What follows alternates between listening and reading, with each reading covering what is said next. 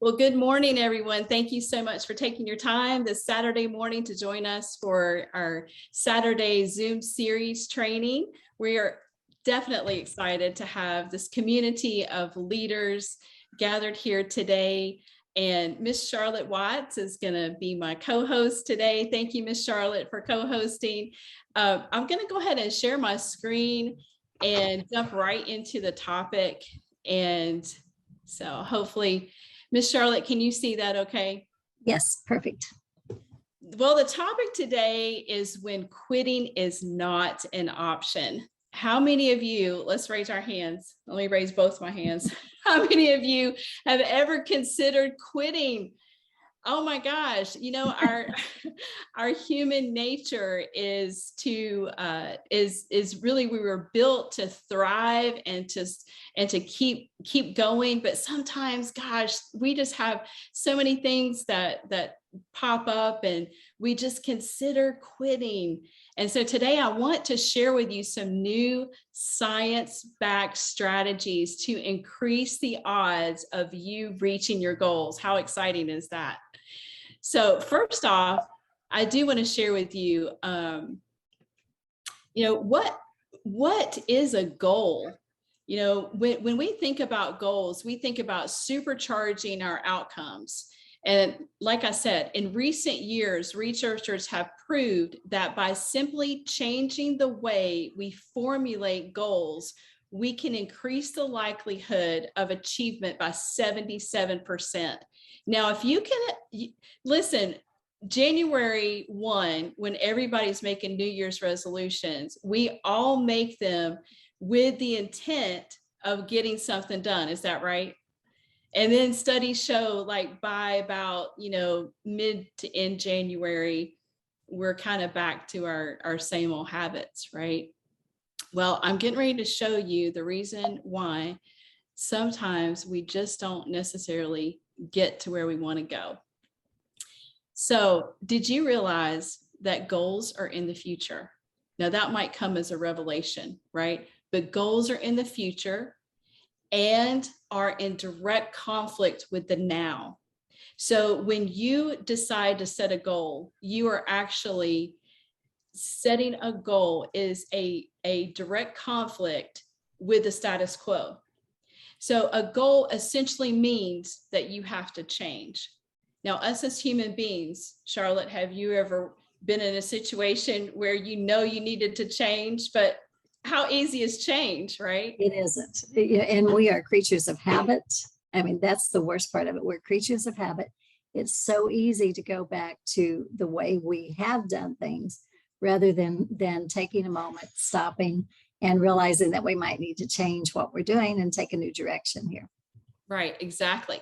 And that direct conflict, because when we're goal setting, it's an exciting time. We're thinking about the future. We're thinking about what we want to achieve.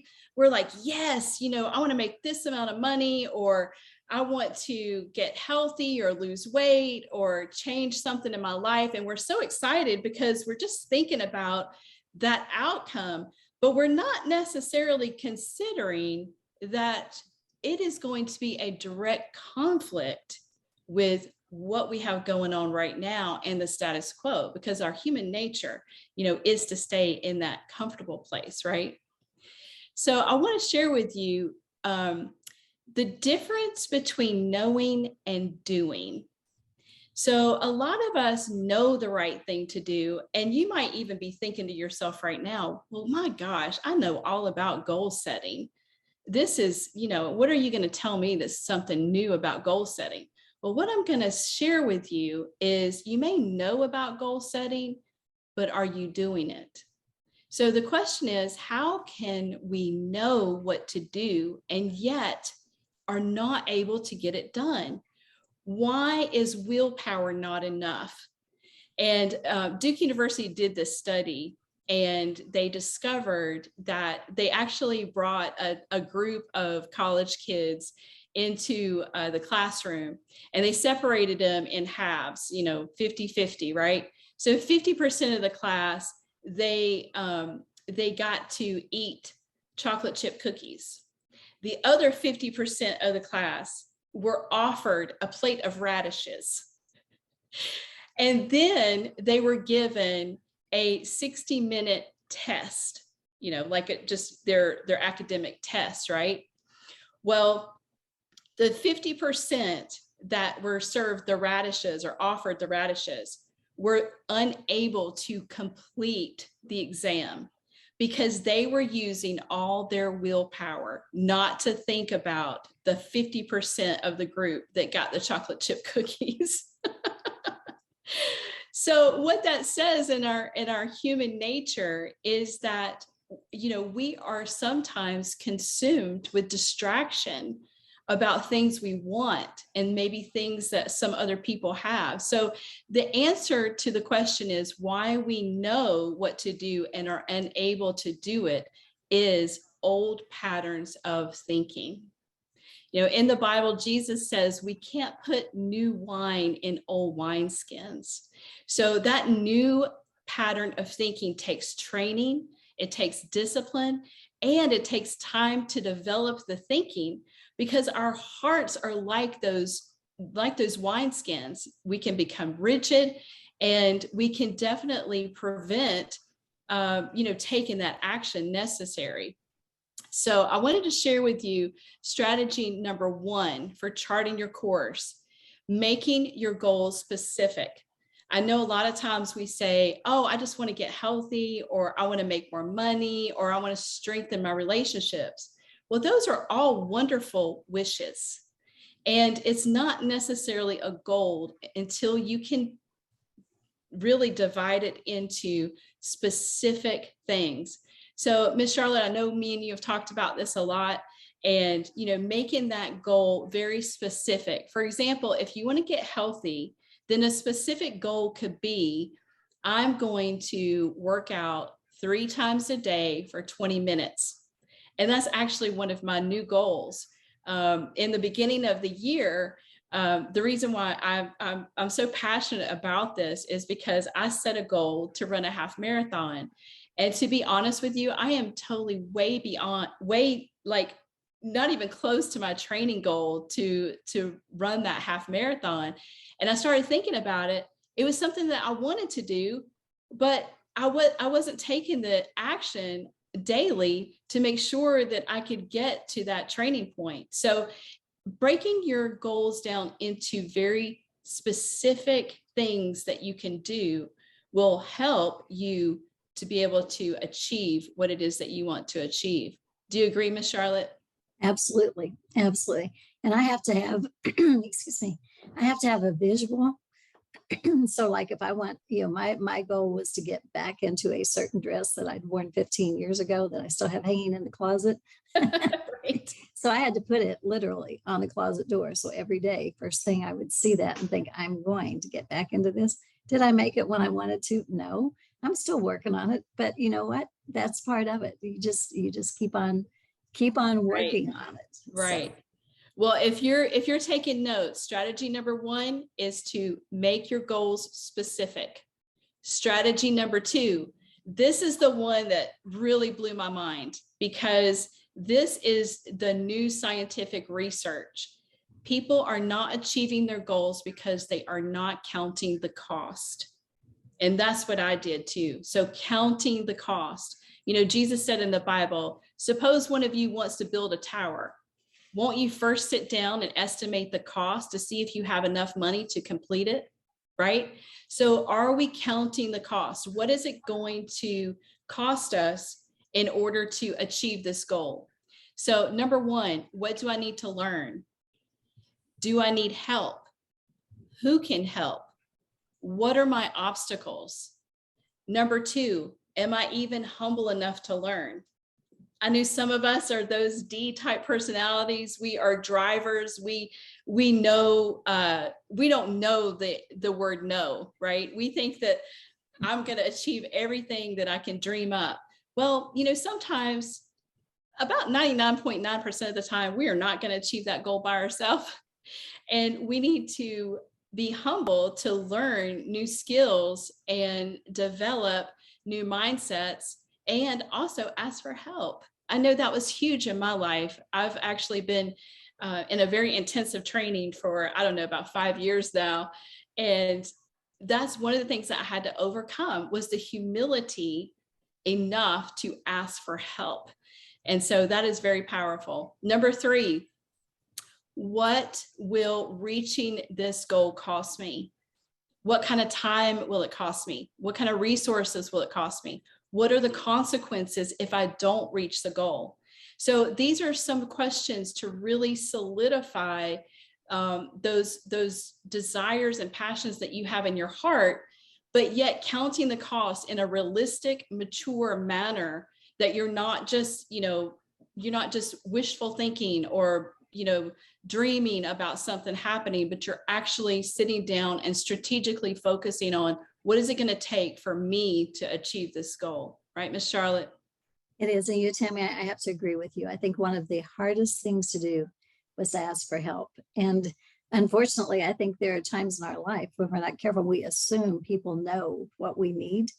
It's like they're supposed to read our minds and know that we need help in this one particular area. And then when we don't get it, instead of looking at us, because everything has to start here, we start looking for other people to blame. This didn't happen because they didn't get me what I needed, or they didn't do what they should have done. So Right, I think being humble enough to say, you know what, this is my game. It's not a blame game. And asking for that help is huge. right, for sure.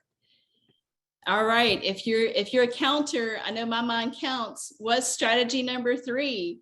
Strategy number 3 is, who are you accountable to? Who are you accountable to? Have you made a social commitment? Have you shared your goals with anyone? Number 2, weekly status updates. I have a coach. I have a coaching team. I give daily, hourly, weekly, monthly. I give updates on where I am in the goal all the time. One person told me this kind of visual. Have you ever seen anybody playing a basketball game? And maybe they're just playing around. Maybe they're playing a game of horse, or, maybe they're just fooling around and they're not keeping score. And then you look at, professional athletes who are super driven, and that basketball game is so competitive and they're keeping score. Weekly updates or daily updates or monthly updates to an accountability partner, a coach or a mentor or a team member. It's like keeping score in a game. And it shows how really passionate and how committed you are to the goal when you're sharing it and when you're keeping score. So I encourage you, if you don't have anybody holding you accountable, get a coach, get a mentor, maybe one of your team members, make that social commitment, do those weekly status updates. And I'm telling you, that is really a driver into that achieving your goal, right, Miss Charlotte? It is. And, Tammy, I heard something yesterday I was listening to, because I like to listen to a lot of motivational things.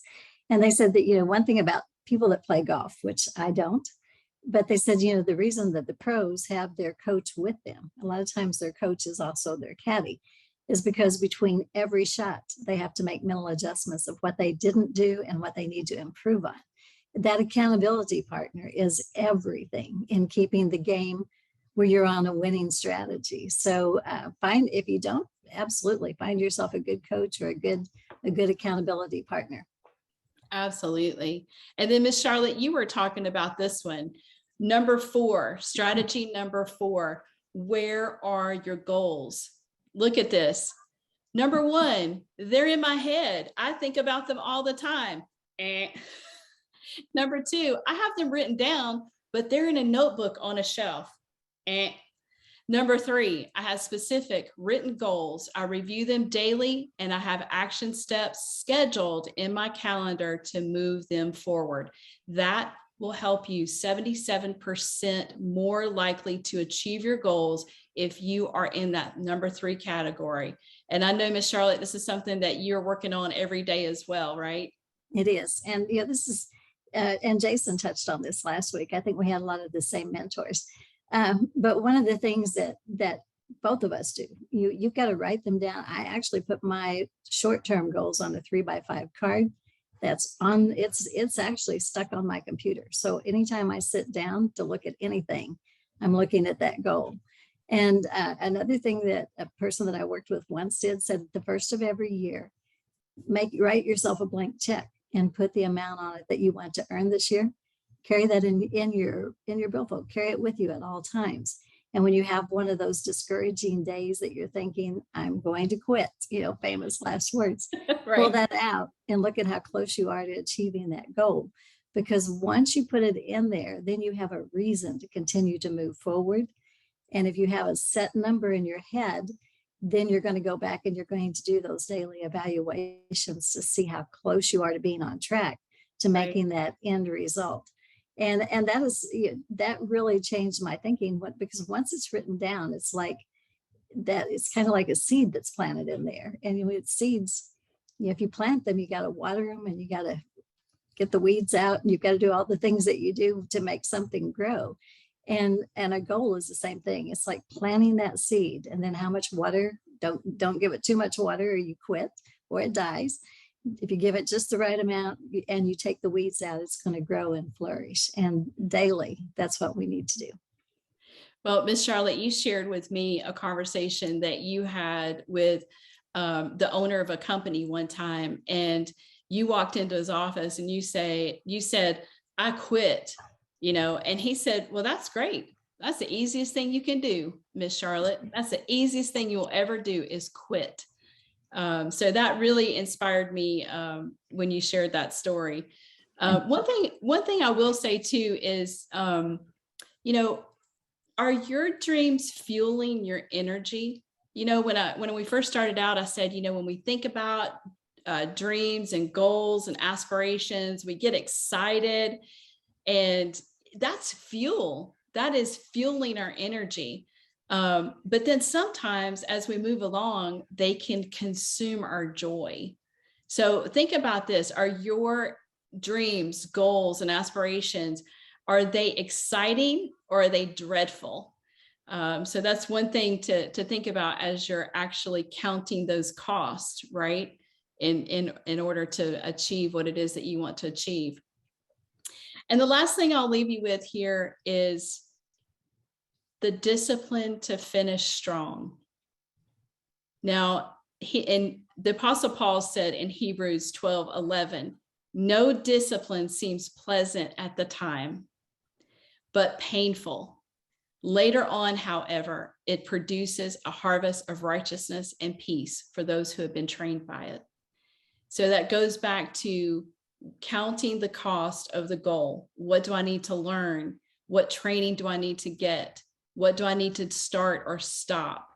And that definitely helps us to create that daily discipline that will drive us to really increasing the odds of finishing strong and achieving our goal. Right, Miss Charlotte? It does. And I tell you that daily discipline, it's called do a checkup from the neck up. Every morning, look in the mirror and say, okay, today is the day I can make a difference in my life. What do I need to change? And another thing I think that really helps is every night to go back and ask, what did I do well? What could I improve on? What did I actually finish that I had on my list? And do I need to move it forward? Is it important enough to move it forward? Or do I just need to take it off and give myself some grace here? Right, exactly. Well, I'm going to stop our screen share and I'm going to actually stop the recording. Thank you so much, Miss Charlotte, for co-hosting today. And Thank you I really appreciate you being here.